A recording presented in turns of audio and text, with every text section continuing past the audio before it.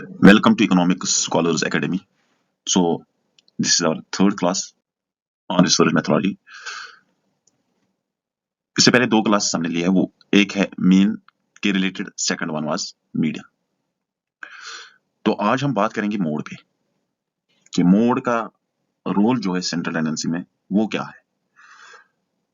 Mode जो है वो इतना इंपॉर्टेंट रोल प्ले नहीं कर रहा है मेजर्स ऑफ सेंट्रल टेंडेंसी में as compared to mean and median.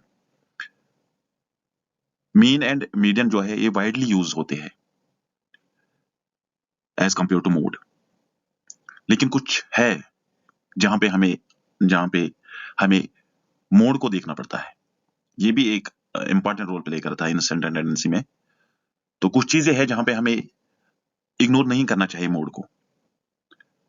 तो आज का क्लास हम ज्यादा लंबा नहीं होगा, तो हम मोड को खत्म कर देंगे with in the stipulated time. Start करते हैं. देखो मोड क्या है. पहले मोड कहां से है. मोड जो है ये भी एक मेजर है सेंट्रल टेंडेंसी का. Central tendency which is conceptually very useful. देखो see it is derived from the French word. ये तो सबको पता है कि क्या है क्या नहीं है. ला मोड इसका मतलब हम ये भी लेते कि ये फैशन. इसकी मीनिंग जो है इन अदर वर्ड्स हम फैशन भी कह सकते हैं. क्यों? क्योंकि mode is the most fashionable और typical value of the distribution. क्यों? Because it is repeated the highest number of times in the series. क्योंकि ये रिपीट होता है in highest number of times in the series. किसी भी data series में जो भी वैल्यू फ्रीक्वेंटली रिपीट होगा वही वैल्यू मोड होता है. इसलिए यहां पे लिखा है the mode is the value that occurs most often in a data set. Important क्यों है ये? Because of the reasons. It tells us which value or category is the most common in data. Simple. Second, इसका जो main important है ये याद रखना है. बाकी बस इतना ही है इसमें मोड में. It can be used. ये कब यूज होता है? जब हमारे पास कैटेगोरिकल डेटा होगा. अब ये कैटेगोरिकल डेटा क्या है? कैटेगोरिकल डेटा वहां पे हम मीन और मीडियन को यूज नहीं कर सकते.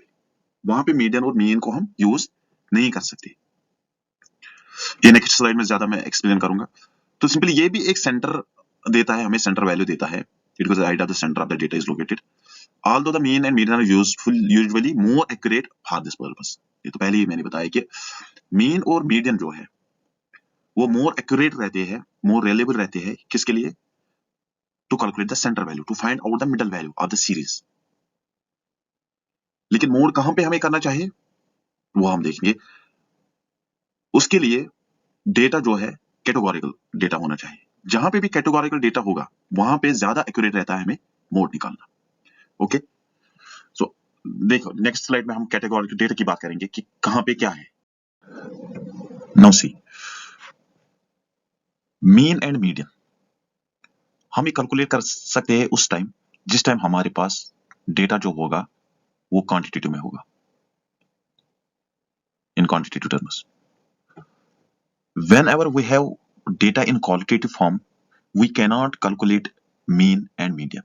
So for that purpose, we need to convert this data into quantitative form. Then we can calculate the mean and median. लेकिन मोड की क्या खासियत है?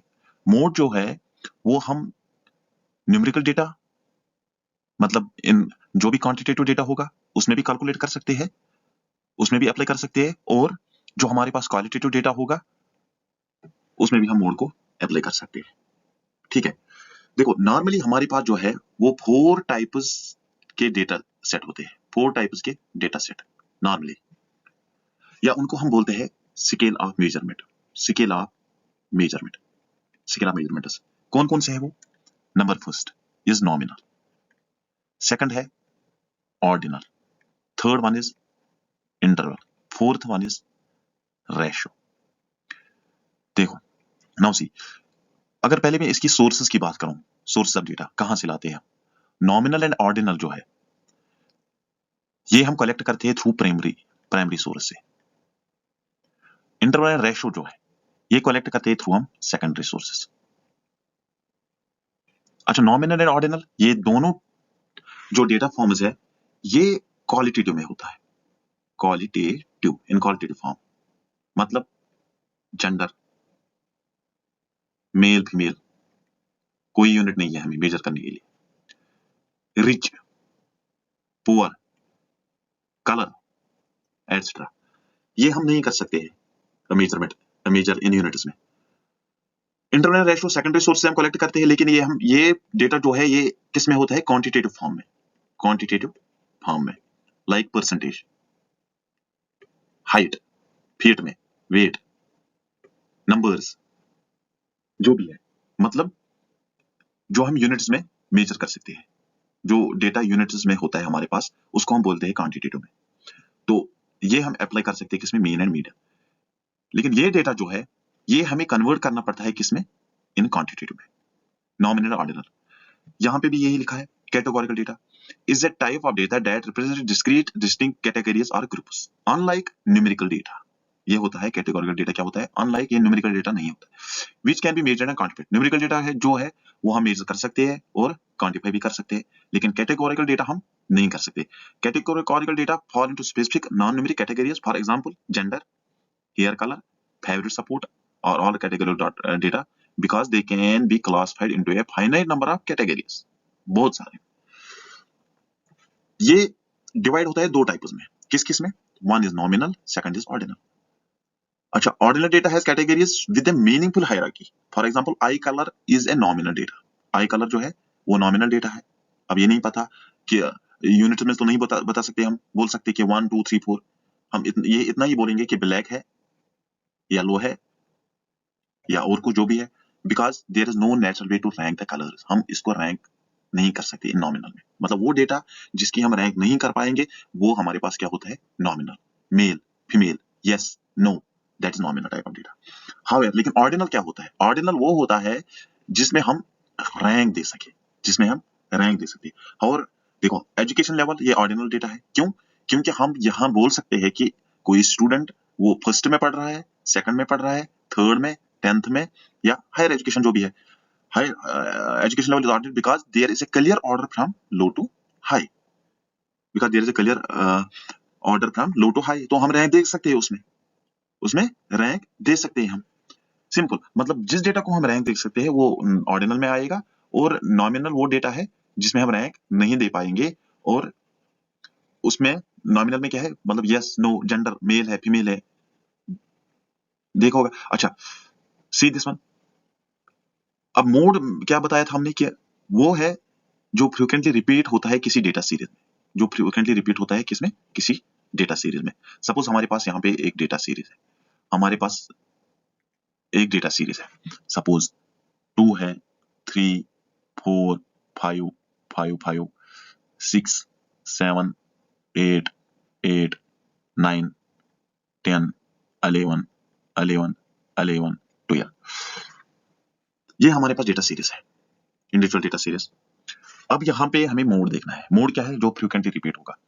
यहाँ पे 2 जो है वो एक बार रिपीट होता है, 3 एक बार होता है, 4 एक बार होता है, 5 जो है वो 2 बार होता है, 8 भी वैसे ही सिमिलरली 2 टाइम्स रिपीट होता है, 6 7 सिंगल बार, 9 सिंगल, 10 सिंगल, 11 जो है वो 3 टाइम्स रिपीट होता है। तो इस डेटा सीरीज में हम ये बोल सकते हैं कि 11 जो है वो मोड वैल्यू है, वो मोड वैल्यू, सिंपल। अब जिस डेटा सीरीज में एक वैल्यू रिपीट होगा तो उसको हम बोलेंगे सिंगल या unimodal class, unimodal class जिसमें एक वैल्यू, सिंगल वैल्यू रिपीट होगा ज्यादा। अब सपोज किसी डेटा सीरीज में 2 वैल्यूज रिपीट होते हैं एक और नंबर से, सपोज हमारे पास यहाँ पे 8 है फिर से, तो ये 3 टाइम्स अब रिपीट होगा। तो जिस डेटा सीरीज में 2 वैल्यूज रिपीट होंगे इक्वल नंबर से, तो उसको हम बोलेंगे by model class, by model class. और जिसमें मल्टी होंगे, सपोज यहाँ पे 5 में और एक ऐड करूंगा, अब 5 भी हो गया 3, तो उसको हम बोलेंगे multimodal class, multimodal class. तो अब इस क्वेश्चन का आंसर मिल गया आपको, why mode, why not mean and median. Mean और मीडियन हम उस वक्त नहीं कर सकते जब हमारे पास डेटा जो है वो कैटेगोरिकल डेटा हो, कैटेगोरिकल डेटा हो, तो उस टाइम हम क्या कर सकते हैं, मोड। ठीक है, okay, now next. Okay, see now mode in symmetrical and skewed distribution. अच्छा, ये सिमेट्रिकल और सिक्योर डिस्ट्रीब्यूशन है क्या? मीन में हमने बात की थी, मैंने बात की थी कि ऐसी एक कर्व मैंने डाली थी कि फिर मैंने बोला था कि जो डिस्ट्रीब्यूशन होती है, जो डेटा सीरीज होती है हमारे पास, वो नॉर्मल होनी चाहिए, नॉर्मल डिस्ट्रीब्यूशन कर्व। इसको हम बोलते हैं नॉर्मल डिस्ट्रीब्यूशन कर्व भी, नॉर्मल डिस्ट्रीब्यूशन कर्व। मतलब इस वैल्यू पे मीन जो है वो इक्वल होना चाहिए मीडियन, और मीडियन जो है वो इक्वल होना चाहिए मोड। मतलब तीनों का वैल्यू जो है वो सेम होना चाहिए, तब जाके हम फर्दर एनालिसिस कर सकते हैं, फर्दर एनालिसिस कर सकते हैं, और हमारा जो रिजल्ट होगा that would be more accurate and more reliable. अब ये क्या है, देखो इसकी हाइट जो मैंने बताई थी, पीकनेस, वो कहां से आती है? डेटा सीरीज में जितना भी मोड ज्यादा होगा, वैल्यू मोड का वैल्यू ज्यादा होगा, उतनी उसकी पीकनेस ज्यादा होगी, या अगर कम होगी तो फ्लैट होगी। अब ये नॉर्मल कर्व, ये डेटा कहां से लाते हैं, कैसे ड्रा करते हैं? देखो यहां पे डेटा ले लो, कंसिडर दिस फॉलोइंग डेटा। यहां पे देखो, इस पे 4 5 6 6 6 7 7 7 7 रिपीट होता है 6 टाइम्स, फिर 8 3 टाइम्स होता है 9 10। यहां पे मैं ग्राफ बना लूं, ये एक्स सीरीज यहां से है वाई सीरीज, यहां पे हम वैल्यूज को ड्रा करते हैं, मेजर करते हैं, और यहां से हम फ्रीक्वेंसी को देखते हैं वाई एक्सिस पे।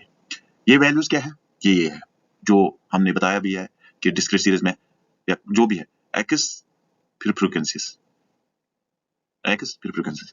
अच्छा, यहाँ पे क्या है, 4 हमारे पास है वैल्यू, 4 कितनी बार रिपीट हो रहा है, एक ही बार, तो 1 टाइम्स। 5 1 टाइम। 6 कितनी टाइम्स रिपीट होता है, 6 होता है 3 टाइम्स रिपीट, मतलब 3, ये फ्रीक्वेंसी उसकी बन गई। फ्रीक्वेंसी 4 सिर्फ एक बार, 5 सिर्फ एक बार, 6 3 टाइम्स। या हम ऐसा बोल सकते हैं कि 6 मार्क्स 3 लड़कों को है, 3 बच्चों को है, 5 मार्क्स सिर्फ एक को है। अच्छा, 7 मार्क्स कितने बच्चों को है, 7 मार्क्स कितने बच्चों को है, 1 2 3 4 5 6 6। तो ऐसे ही ये हमारे पास ये है फ्रीक्वेंसीज, और ये है ये वैल्यूज, ऑब्जर्वेशन। ये हम एक्स एक्सिस पे ड्रा करते हैं, और फ्रीक्वेंसीज यहां से क्या करते हैं, फिर यहां पे हम पॉइंटर ड्रा करते हैं सपोज, तो हमारे पास वो नॉर्मल कर्व बन जाती है। अभी कभी राइट टेलर बन जाती है, कभी लेफ्ट टेलर बन जाती है, वो देखेंगे। सपोज जो पहला हिस्टोग्राम देखेंगे यहाँ पे देखो 4 5 6 7, 4 कितनी टाइम्स, 1, फिर 5 भी 1 टाइम्स रिपीट होता है, 6 3 टाइम्स होता है, 6 3 times, 2 3 4 5 6 6 3 times, 6 3 times, 7 6 times, 7 6 times, 8 3 times, 8 3 times, 9 1 time, 9 1 time, 10। तो ये जो पॉइंट सर हम मैच करते हैं, तो इसको ही हम क्या कहते हैं, नॉर्मल कर्व। इसकी शेप बन जाती है फिर बेल शेप्ड। मतलब इसका लेफ्ट साइड जो है, इसका लेफ्ट साइड वो इक्वल एग्जैक्टली वो इक्वल होता है इसके राइट साइड से। मतलब कि जैसे इमेज मिरर बन जाती है, सेम इसका लेफ्ट साइड जो होता है, यहाँ की डिस्ट्रीब्यूशन है, राइट साइड की डिस्ट्रीब्यूशन है, वो इक्वल होते हैं किससे, लेफ्ट साइड की डिस्ट्रीब्यूशन से। और यहाँ पे जब इसका मीन मीडियन और मोड जब आप कैलकुलेट करोगे, वो 7 ही आएगा, वो 7 ही। मोड क्या है, रिपीट जो ज्यादा होता है, यहाँ पे 7 क्या होता है, रिपीट ज्यादा, 1 2 3 4 5 6 टाइम्स, बाकी नहीं होते। तो मोड क्या है, मोड है 7।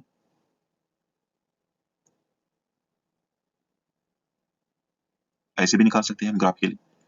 तो इसका मीन भी आएगा 7, इसका मीन भी आएगा 7, इसका मीडियन भी आएगा 7, इसका मोड भी है 7। मतलब ये है नॉर्मल परफेक्टली सिमेट्रिकल डिस्ट्रीब्यूशन। इसको हम बोलेंगे परफेक्टली सिमेट्रिकल डिस्ट्रीब्यूशन। अच्छा, दिस वन, ये इस डेटा से लिया है 6777, 4 टाइम्स 7, मतलब मोड क्या है यहाँ पे 7। 8 3 टाइम्स होता है, 8 3 टाइम्स, आप खुद ही देखना 6 1 टाइम्स 10 10। तो जब हम यहाँ पे ड्रा करेंगे ये ग्राफ, तो ये ऐसा बन जाता है, लॉन्ग टेल, राइट साइड की तरह लॉन्ग टेल।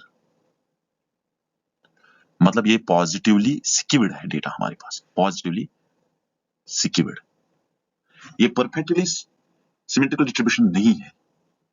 तो इसमें क्या होता है, जब हम मीन निकालते हैं, मीडियन निकालते हैं या मोड निकालते हैं, तो मीन जो होता है वो हमेशा ग्रेटर देन होता है मीडियन से। मीडियन जो हमेशा always greater then mode. Mean का वैल्यू निकालो, ये निकाला है यहाँ पे मैंने 7.7, मीडियन से ज्यादा है और मीडियन ज्यादा है 7 से।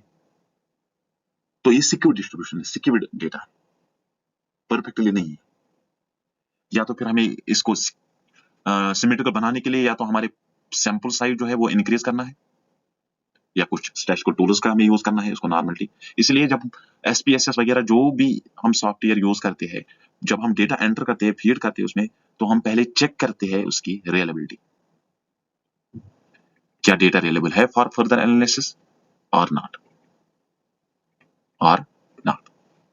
सेम वे यहाँ पे देखो, the histogram for the data, जहां जब ये डेटा हम यहाँ पे डालेंगे तो इसका जो नॉर्मल कर्व है वो ऐसे बन जाएगा, लेफ्ट साइड की तरह, long tail, left side long tail, मतलब नेगेटिवली स्क्यूड डिस्ट्रीब्यूशन।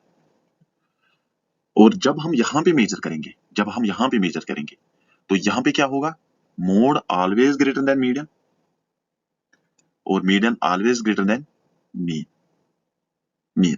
तो सेम वे हमें क्या करना चाहिए, ये देखो मीन का वैल्यू यहाँ पे क्या है 6.3, लेस देन 6.5, मीडियन से कम। अब मोड का क्या है 7, यहाँ पे है मोड, वो उससे मीडियन उससे कम है। मीडियन क्या है 6.5, यहाँ पे ये है मीडियन। मीन क्या है 6.3, यहाँ पे आएगा, वैसे same. Okay, now we'll go for the calculation of median। देखो इंडिविजुअल सीरीज में या डिस्क्रीट सीरीज में वो सिंपल है कि रिपीट कौन सा वैल्यू आता है ज्यादा, रिपीट कौन सा वैल्यू है, तो हम फिर वो देखते हैं कि यही मॉडल क्या है, मॉडल वैल्यू, ठीक है, ये मॉडल वैल्यू हमारे पास। अब कंटिन्यूअस सीरीज में हमें थोड़ी प्रॉब्लम आती है। अब सपोज मैंने जैसे बताया कि किसी डेटा सेट में सपोज हमारे पास 2 3 या 4 वैल्यूज रिपीट होंगे इक्वल नंबर से, मतलब 5 भी 6 बार रिपीट होता है, 7 भी 6 बार रिपीट होता है, 9 भी 6 बार रिपीट होता है। तो हम किसको मान लेते हैं एक्चुअल इन कंटिन्यूअस सीरीज में, कौन हो सकता है इसमें मॉडल वैल्यू। देखो हमारे पास जो क्वेश्चन दिया होता है बुक्स में वो सिर्फ इतना दिया होता है, एक ये class interval, second is the frequencies, second is the frequencies. तो उसके लिए हमें क्या करना पड़ता है, हमें पहले ये देखना पड़ता है, देखो यहाँ पे तो मैं ऐसे ही अगर देखेंगे कि 32 जो है वो सबसे हाईएस्ट है, 32 जो है वो हाईएस्ट है। तो हम ऐसे भी बोल सकते हैं कि 80 to 90 जो है वो मॉडल क्लास है, तो मोड जो है, मोड का वैल्यू वो इसी में कहीं छुपा है। लेकिन ऐसा नहीं होता है इन कंटिन्यूअस सीरीज में, कंटिन्यूअस सीरीज में ऐसा नहीं होता है। हमें पहले ये चेक करना पड़ता है कि मॉडल क्लास कौन सा है, मॉडल क्लास कौन सा है। ओके, तो यहाँ पे देखेंगे आप, देखो क्लास इंटरवल्स होंगे हमारे पास, नंबर ऑफ स्टूडेंट्स या फ्रीक्वेंसीज जिसको हम बोलेंगे वो भी होंगी, यहाँ दी होंगी। तो हमें क्या करना पड़ता है, पहले हमें एनालिसिस टेबल, इंस्पेक्शन इसको भी बोलते हैं, इंस्पेक्शन करनी पड़ती है कि किस में मॉडल वैल्यू जो है वो छुपा हुआ है, ठीक है। तो उसके लिए हमें क्या करना पड़ता है, जो फ्रीक्वेंसी होती है इसको हमें नाम रखना पड़ता है कॉलम 1, ठीक है। फिर कॉलम 2 ऐसे ही बढ़ाना है, कॉलम 3, कॉलम 4, कॉलम 5, कॉलम 6 या उससे आगे भी। कॉलम 1 फ्रीक्वेंसी जो होगी वही डेटा रहेगा। कॉलम 2 में क्या होगा, 1 + 2, 1 + 2 क्या है, ये है 1, ये है 2, ये है 3, ठीक है, ये है 4, ये है 5, ये है 6, ये है 7, ये है 8। फर्स्ट एंड सेकंड फ्रीक्वेंसी को टोटल करना पड़ता है, 8 + 12 20, सिंपल। फिर उसके बाद ये दो गए, अब ये दो, इसके बाद 24 + 31 55, अब ये दोनों 32 प्लस 11 43। अब ऐसे ही similarly second frequency, second class and third 2 plus 3, एक तो छोड़ गए, वो एक को छोड़ के 2 क्या है, 2 ये है, 3 2 प्लस 3 12.24 36 31 32 63, फिर 11.5 16, फिर एक ही बचा तो छोड़ दिया। सिमिलरली कॉलम 4 में 1 प्लस 2 प्लस 3 1 प्लस 2 प्लस 3 44, यहाँ से अब यहाँ से शुरू करना है 1 प्लस 2 प्लस 3 1 प्लस 2 प्लस 3 74 हो गया, 1 2 3 नहीं है बस। अब फिर कॉलम 5 में 2 प्लस 3 प्लस 4, वैसे ही सिमिलरली ऐसे ही करना है 3 एग्जैक्ट यहाँ तक। जब हमने ये निकाला ये टेबल, ग्रुपिंग टेबल जब आपने की, उसके बाद हमें देखना है कि किस में ज्यादा वैल्यू फॉल कर रहे हैं, किस क्लास इंटरवल में ज्यादा वैल्यू फॉल कर रहे हैं। अब यहाँ से कॉलम वो हमने यहाँ से ले लिए कॉलम, क्लास इंटरवल यहाँ से लिए। पहले हमें देखना है कि 40 और 50 में क्या इसमें कोई हाईएस्ट वैल्यू फॉल करता है, नहीं। यहाँ पे हाईएस्ट वैल्यू किस में है, 32। इसमें हाईएस्ट वैल्यू कहाँ है, 55। इसमें हाईएस्ट वैल्यू कहाँ है, 63। पहले मार्क करना है 74 67 87, ठीक है। 40 to 50 में करता है कोई नहीं करता, 0। 50 एंड 60 में करता है क्या, 50 एंड 60 में, हाँ 67 में ए करता है, यहाँ पे कॉलम 2 में, ठीक है। यहाँ पे कॉलम 5 में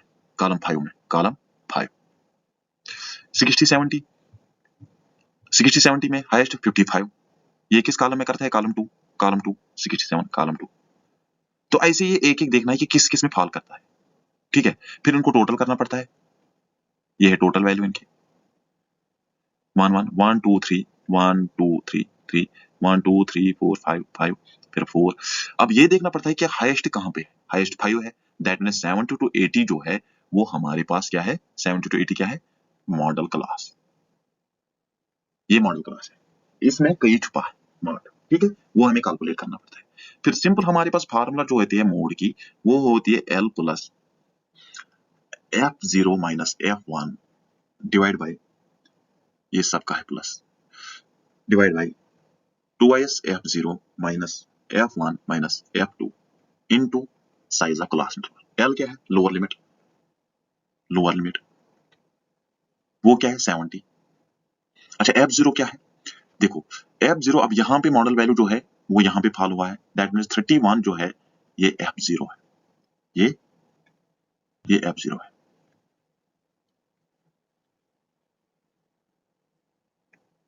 ये F0 है। F1 इसका प्रीसीडिंग होता है और सक्सीडिंग जो है वो F2 होता है। तो F0 is 31 sorry 31, F1 is 24, F2 is 32 and size of class interval is 10। Simple. तो इस फार्मूला फिट करना है और जो वैल्यू आएगा हमारे पास वो होगा मीडियन का value. Okay this is the final slide now. यहाँ पे हम देखेंगे रिलेशनशिप। ये क्वेश्चन जो है, ऐसे क्वेश्चन ऑलमोस्ट मेरे ख्याल से हर एग्जाम में पूछे जाते हैं, एंट्रेंस के एग्जाम में जो भी हो। सिर्फ ये फार्मूला आपको याद रखनी है, mean minus mode is equal to thrice of mean minus median. या सिंपल ये फार्मूला याद रखो, फिर सब कुछ आएगा। मोड जो होता है वो इक्वल होता है 3 times of median minus 2 of mean, 2 times of mean. Suppose ये करके करेंगे हम थोड़ा, सपोज हमारे पास वहां वैल्यू दिया होता है कि मीन जो है दैट इज 16 एंड मोड का वैल्यू जो है that is 21, find out the median का वैल्यू क्या है। तो सिंपल इस फार्मूला से करेंगे। मोड क्या हमारे पास 21, मीडियन हमें करना है 2s, मीन क्या हमारे पास 16, simple. So that means 21 is equal to 3 times median minus 2 into 16, 32। आप करो एक्सचेंज इंटरचेंज, 21 32 को यहाँ ले जाएंगे, ये बन जाएगा plus is equal to 3 times median, 3 times median is equal to 21 plus 32 is equal to 53। Median is equal to 53 upon 3, median is equal to 53 upon 3। क्या बनेगा इसका value, 53 divide by 3 that is 17.67, ये होगा मीडियन का value. Thanks from mind. Wind up करेंगे ये class यहीं पे। तो थैंक यू, आपने जो सपोर्ट दिखाया अभी तक, उम्मीद है आप आगे भी दिखाओगे। बस शेयर करो दूसरों के साथ, तो आगे आगे हम सब कवर करेंगे इंशाल्लाह। So thank you.